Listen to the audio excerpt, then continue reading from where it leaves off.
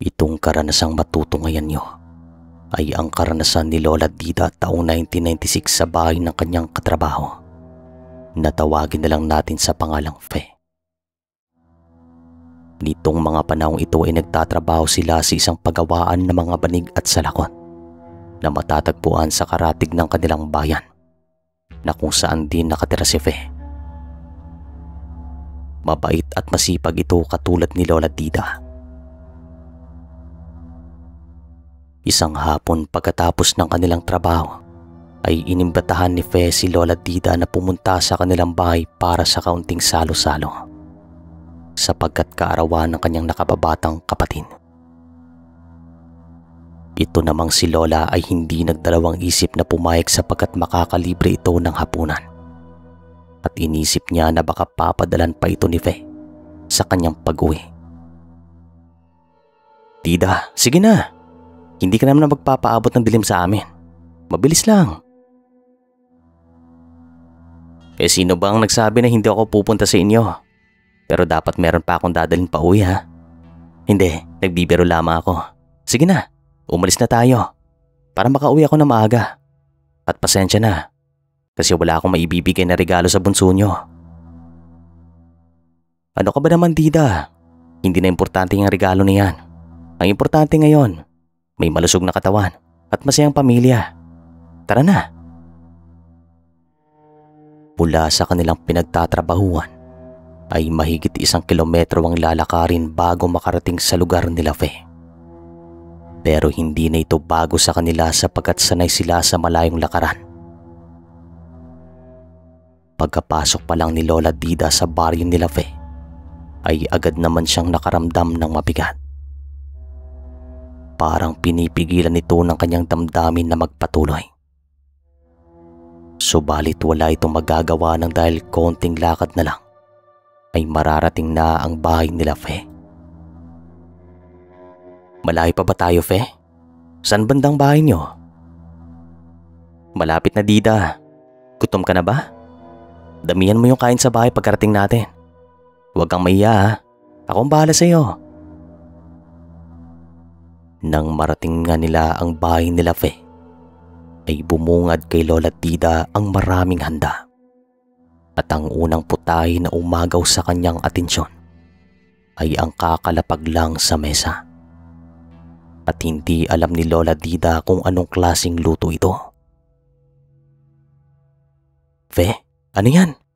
Baka, baboy, o kambing? Ang bango. Nakakatakam ang pagkakaluto. Anong putahe yan?" Hindi naman makasagot si Fe kay Lola Dida nung tinitigan ito ng kanyang nanay habang nakangiti. Ang sitwasyon na ito ay talagang kakaiba para kay Lola Dida. May kutob siyang merong mali sa bahay na yon.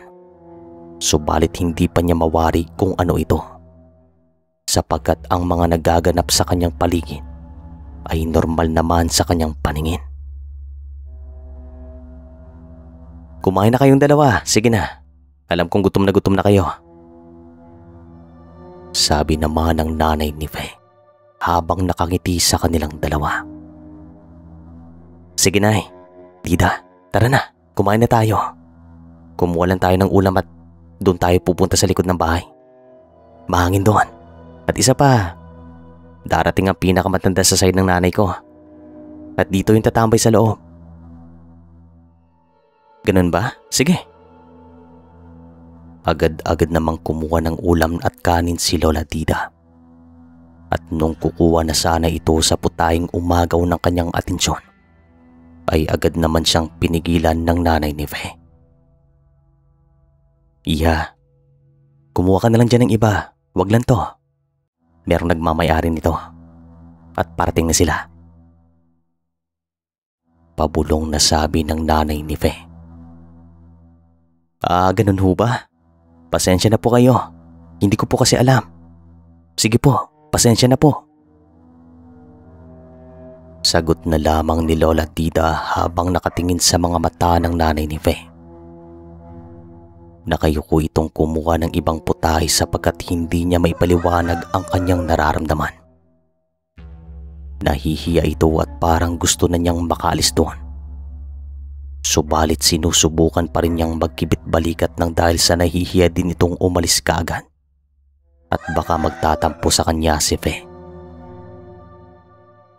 Ayos na ba yan sa'yo? Dagdagan mo. Ang dami pang pagkain oh.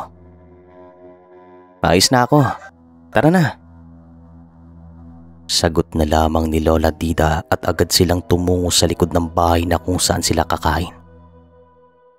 Ito nga pala ang unang pagkakataon na pumunta si Lola sa bahay nila Fe. Sa kalagitnaan ng kanilang pagkain ay nakaramdam na matinding kaba si Lola at hindi niya alam kung bakit nung una. Pakiramdam niya ay para bang napapaligiran siya ng mga masasamang nilalang at para bang naninikip ang kanyang dibdib. Nang dahil naman dito ay napatayo ng wala sa oras at huminga ng malalim. Tida, ayos ka lang ba? Ba't para kang hindi mapakali? Ayos lang ako. Parang nawalan ako ng ganang kumain. Ayos lang ba sa'yo na uuwi na ako? Balutin mo na lang tong pagkain. Ano? Ano ka ba, Tida?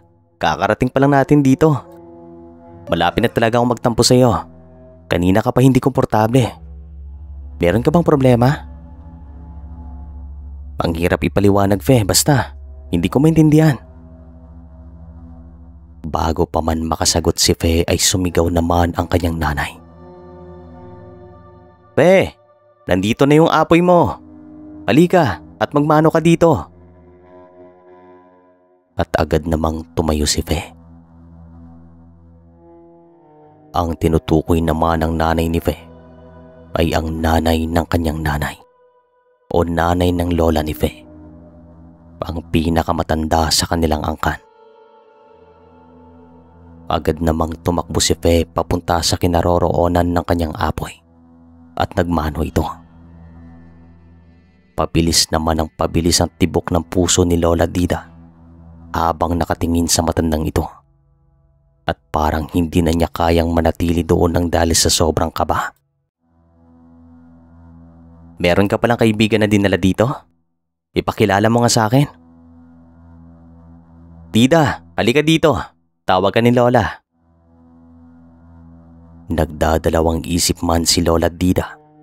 Subalit wala siyang magawa ng dahil nakakahiya naman kung hindi niya pagbibigyan ng kanyang kaibigan. Naglakad ito ng dahan-dahan patungo sa matanda. At habang papalapit ito sa kanya, ay para bang sinusunog ang kanyang katawan. Hoy Tida, ayos ka lang ba talaga? Bakit ka namumutla? Ayos lang ako. Magandang hapon po sa inyo la. Sabi ni Lola Tida habang nakatingin sa mga sapatos ng matanda sapagkat hindi ito makatingin ng direkta sa kanyang mga mata. Tumingin ka sa akin, Iya. Huwag kang mahiya. Dahan-dahang inangat ni Lola Tida ang kanyang ulo mula sa pagkakayuko. At nang magtama ang mga mata nila ng apoy ni Fe, ay dito na siya nataranta sapagkat ang kanyang nakikita ay hindi na normal na tao. Hindi ito nag-alinlangan at tumakbo palabas ng bahay nang walang anumang sinasabi at nadidinig niyang sumisigaw si Fe. Subalit ni isang beses ay hindi lumingon si Lola Tida sa kanya hanggang sa sumuko na nga si Fe sa paghabol. Wala pang 10 minuto ay narating na niya ang bayan at dito na siya nakahinga ng maluwag. Pagkarating naman niya sa kanilang bahay ay agad itong tinanong ng kanyang ate na si Lola Minyang kung ano ang nangyari sa kanya, sapagkat ang kanyang muka ay talagang namumutla ng dahil sa sobrang takot. "Hoy Dida, Dida, ayos ka lang ba? Anong problema?"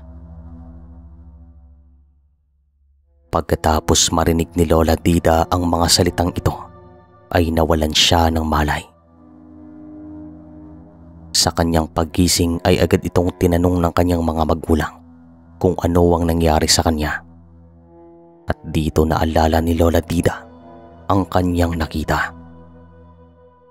Subalit mas minabuti niyang hindi sabihin sa kanyang mga magulang at kapatid. Kasi kahit siya ay ayaw na niya itong maalala. Nagpatingin sila sa isang magaling na albularyo at kinuwento ni Lola Dida ang lahat. Subalit hindi niya binanggit o inilarawan ang itsura na kanyang nakita. Sabi ng albularyo ay isang mataas na uri ng aswang ang apoy ni Fe. At binalaan si Lola Dida na huwag nang masyadong sumama sa kanya sapagkat pwede siyang mahawaan anumang oras kung gugustuhin. Hindi naman bumalik si Lola Dida sa kanyang pinagtatrabahuan at tumanap na lamang ito ng ibang trabaho sa kanilang bayan. Lumipas lang ang mga taon pero ni isang beses ay hindi na sila nagkita pa ni Fe. At kung ano man ang kanyang nakitang muka sa apoy ni Fe, ay hindi pa rin niya nasabi o nabahagi sa kanyang mga magulang, kapatid at sa amin na mga apo niya. Namatay lang si Lola Dida pero ni isang beses ay hindi niya inilarawan sa amin kung ano talaga ang kanyang nakita.